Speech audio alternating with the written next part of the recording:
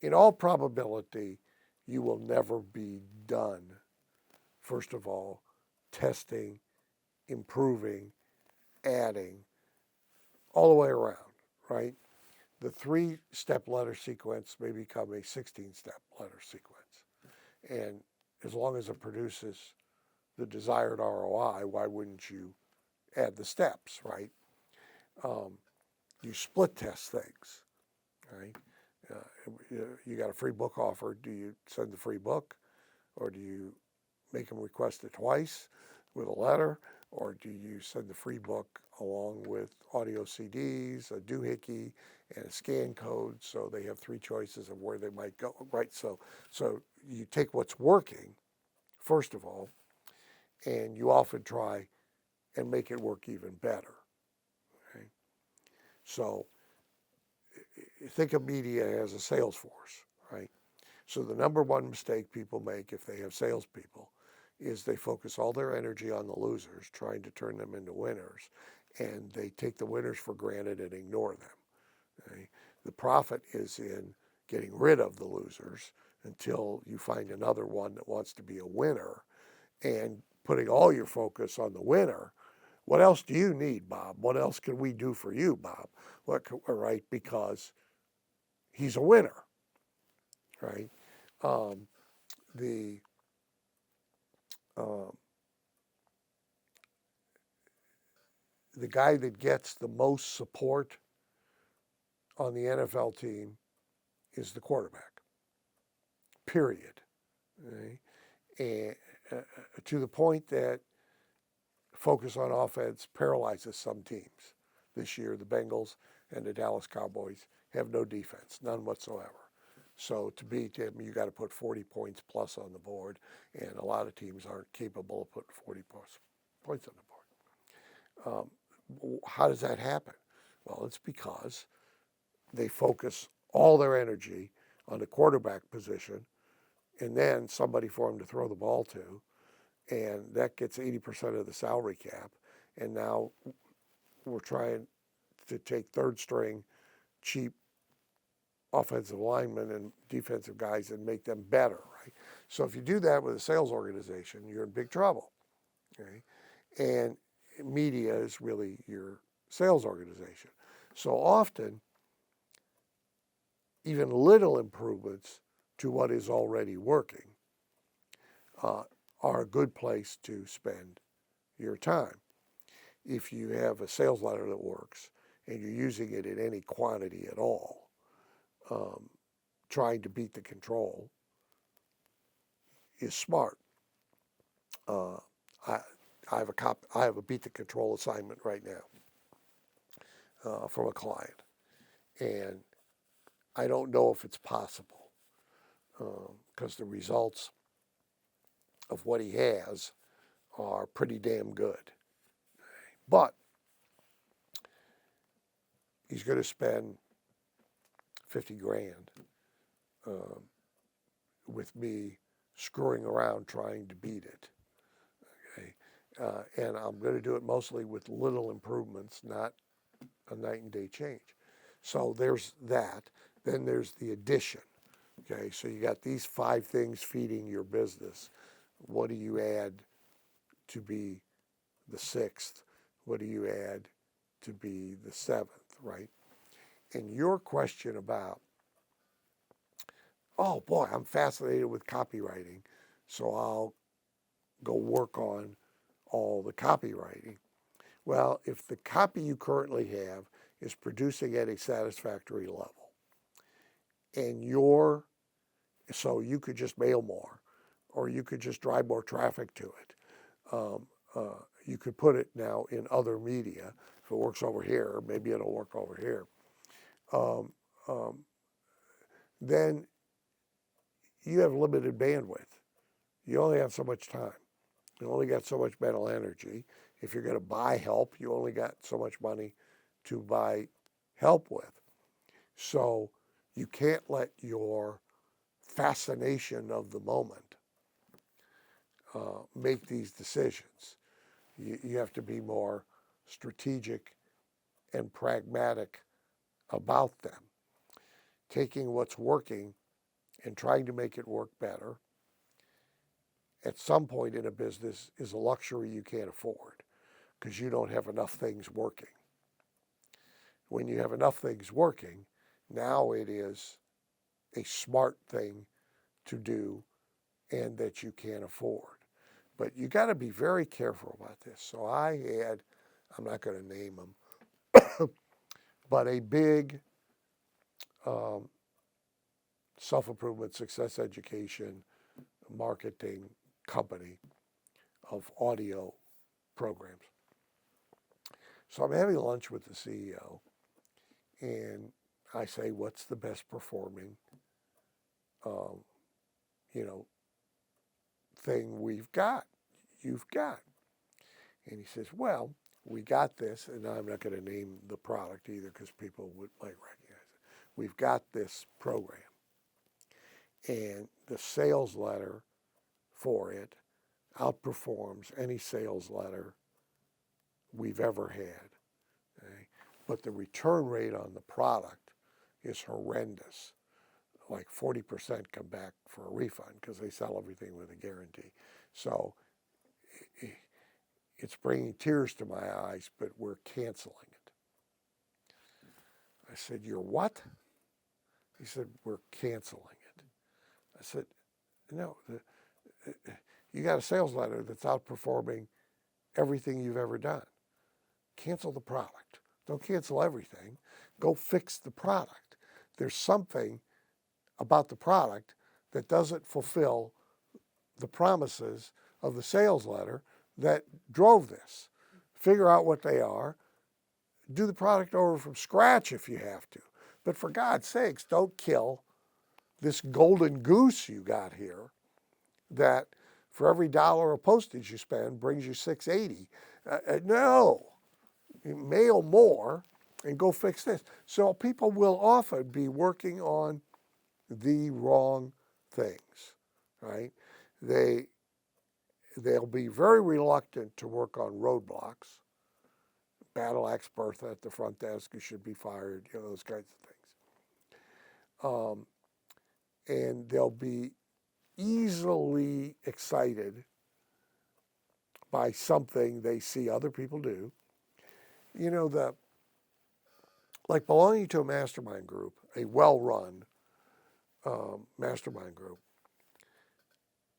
is a really good thing to do. I just thought about it the other day because my private client group that I coach individually once a month on the phone, they all but one renewed and one off the wait list came in. So I've got 12 for next year. Okay. All 12 of them. The smallest one in revenue is probably around $3 million, $3.5 million a year. Nice small business, lives in a small town, is living like a king. The biggest is about $310 million. The commonality is every single one of them has been in good mastermind groups. Some of them are not in one right now, but every single one of them has a mastermind group history. A few of them have not only been in them, but have led or lead them. Marty Ford is an example. Marty's a private client of mine. It has been for a long time. And Marty has been in my mastermind groups when I ran them. And he has been in other and now he leads mastermind groups. But with all that said, the mortal hazard of a mastermind group is everybody shows what they're doing, which is really good and really useful and can be a force multiplier. But often, the person who is most enthusiastic about the new widget that they are using causes everybody to decide to use that new widget. No thinking about, does this fit the strategy? Does this fit the behavioral psychology of my customer? etc., just, oh boy, look at that thing and he's just orgasmic over it. I can't wait to go home and use it. And worse, to make room to use it, they'll stop doing something that works. That's the mortal hazard, right? The discretion is the better part of valor, right? Applies here. So you've got it right in that the improvement, the response to something that just needs updating, it's a little old, or a flaw has been revealed in it. So one of the things that's making the socialism pitch work in America is that we have allowed a serious flaw to kind of get a grip on capitalism, on free enterprise. And that is 20 years ago, the average corporate profit was 6% on gross. And everybody was fat and happy, by the way. Okay? It's 6%, you know, the Ford family was doing just fine, right? The owners of IBM were doing just fine. The shareholders of IBM were doing just fine. The average corporate profit today is 22%. Okay? So what that has caused is a wealth gap that is way out of balance. The pyramid, by the way, hasn't changed. So the money pyramid in America is the same. There's 1% at the top who are kind of rich beyond, they never need another earned dollar, and it would be hard for them to use up what they got. Then you got 4% who are rich, who are very successful financially, etc. Then you got 15% who are what I often call the mass affluent. Okay? They're not quite rich, they're not wealthy, but they have a really good income. They've got a 401k they're accumulating money in. They're paying down their house, thereby accumulating money. They got a nice house, 2 cars, not one, 2 vacations a year, not one. Their kids are going to be able to go to college. 15%. Then it widens precipitously. There's 40% who are okay. They're minimum wage job holders, 2 in the household. They're retired. They're okay. Then there's the bottom 40% who are dead ass broke. I mean, they haven't got, and surprisingly, there's people with decent incomes in there because they just live way beyond their incomes. So this government shutdown that's going on while we're taping this, one of the things it's revealing is how many people are living paycheck to paycheck. And they're at least feeling and claiming to be out of money to feed themselves after missing one paycheck. That ain't good, right? But that's the pyramid. Now the pyramid hasn't changed, but the gap, the dollars, the gap between the 1% and the 4% is wider. And the gap between the top 5% and the 15% is wider, okay, by a lot. And this is making folks restless. It's understandable that it is making folks restless. And we do need a strategic reform of capitalism. We don't need to throw it away. We don't need 500 new government regulations. We just need a handful of smart people who get in the room and agree that this thing over here, we let this get out of control and we need to fix it, right? So you got that in a business. It's okay. It served us well. It's still serving us well, but you can see this flaw in the ointment and we got to fix it. Or, hey, here's a brand new opportunity that would work with my business, acquiring somebody's business, adding a new service, etc. Do I have the bandwidth for it? Should I do it? What are the pros and the cons, etc. So there's all those decisions to be made every day. Okay? The progression of thought in business is generally at the start, the business owner almost really doesn't own a business. He owns a job because he's doing most of the business. He owns a carpet cleaning company, but he's got one truck and he goes and cleans the carpets. Okay? He's got a job without a boss. That's what he's got. Okay? Gradually, he does start to think like a business owner. Okay? So now he starts like with replication. 3 trucks, 3 guys out cleaning carpets plus me, then 4 and not me.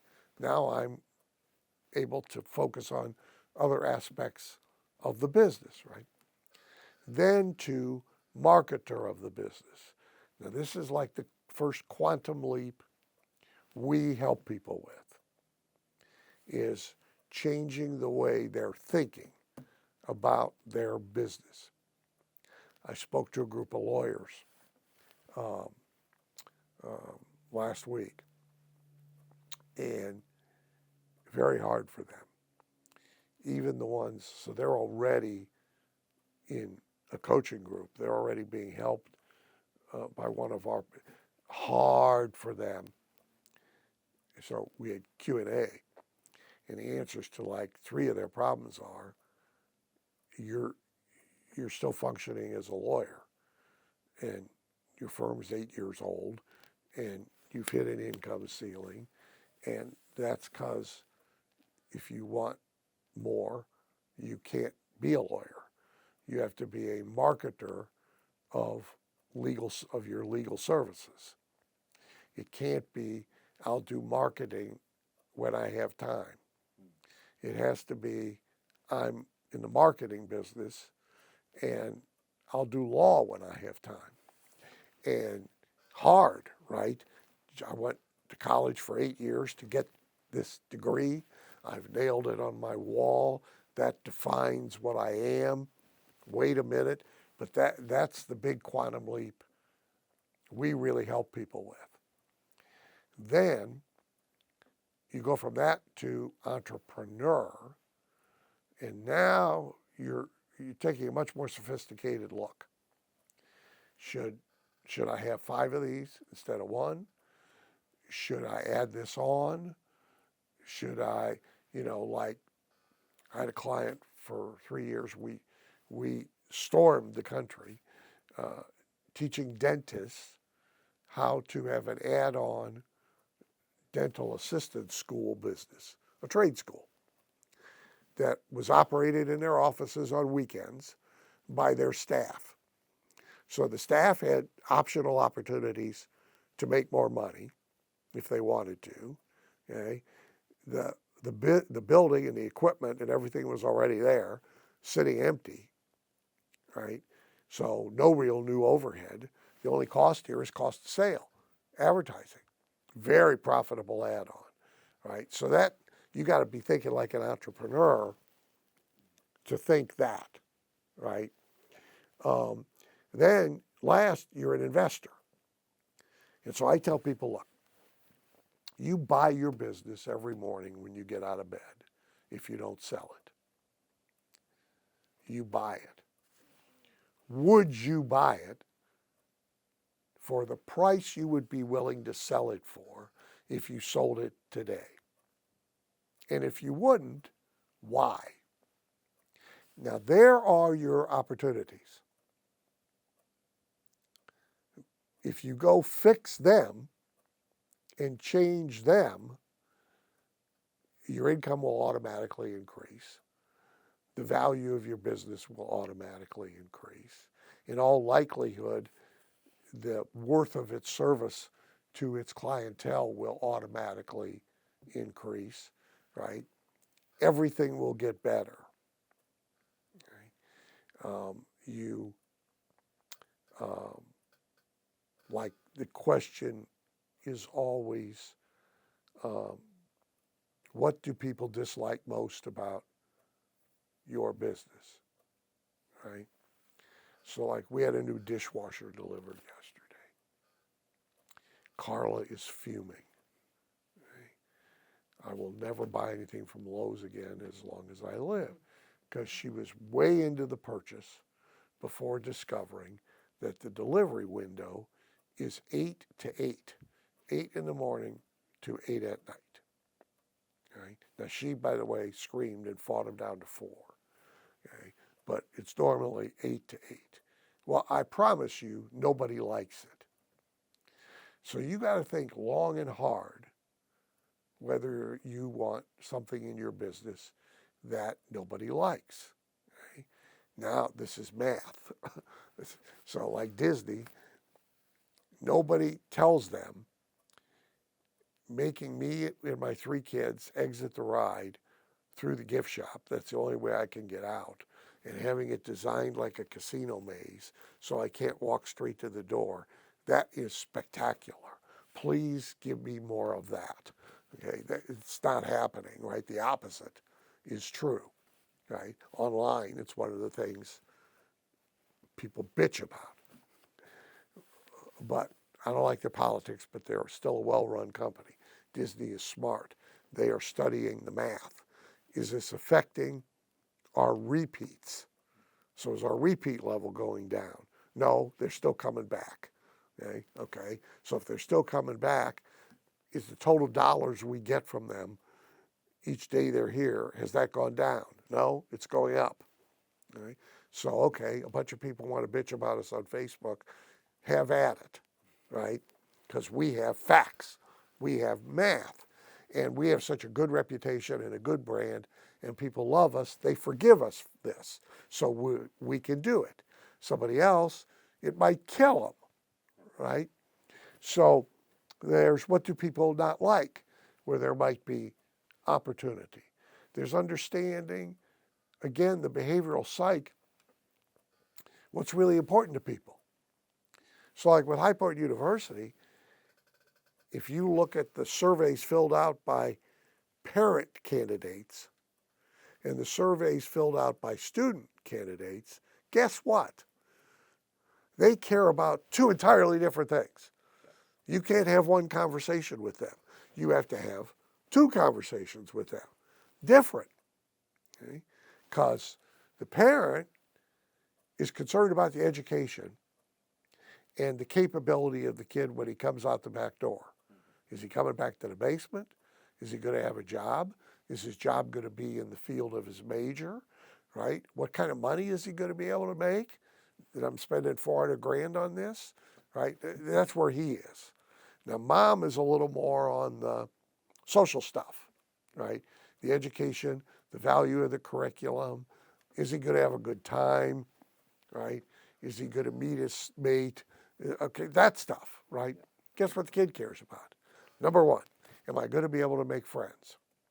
Number 2, the food. Okay. Now, if you don't talk to him about that, you lose. Now, you may not have any metrics that jump out and tell you that. That's why you need the surveys. And some of the questions have to be essay questions. They can't be tick-a-box questions. So this is constant process looking for the repairs that need to be made, the losses that need to be stopped or accepted, okay, and the opportunities that can be acted on. If you want to learn from the greatest marketing minds of our generation, then subscribe to our channel and check out these videos.